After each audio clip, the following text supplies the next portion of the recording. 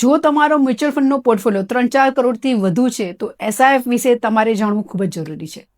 તાજેતરના ડેટા અનુસાર specialise investment fund એટલે કે એસઆઈએફમાં ભારતમાં 15,000 કરોડથી વધુનું ઇન્વેસ્ટમેન્ટ આવી ગયું છે અને એમાં લગભગ 70% ઇન્વેસ્ટમેન્ટ તો હાઇબ્રિડ એસઆઈએફમાં થયું છે, ખાસ કરીને એચએનઆઈ અને અલ્ટ્રા એચએનઆઈ ઇન્વેસ્ટર દ્વારા.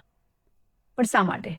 કારણ કે છેલ્લા 5-6 મહિનામાં જ્યારે માર્કેટમાં વોલેટિલિટી હતી ત્યારે પણ હાઇબ્રિડ એસઆઈએફે પોઝિટિવ રિટર્ન આપ્યા છે.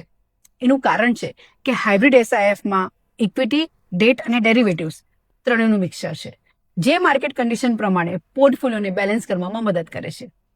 બીજો મોટો ફાયદો છે ટેક્સ એફિશિયન્સી. હાઇબ્રિડ એસઆઈએફ પર હમણાં 12.5% ટેક્સ ટ્રીટમેન્ટ છે.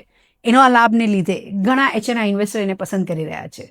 ઉપરાંત એસઆઈએફ લિક્વિડ પણ છે.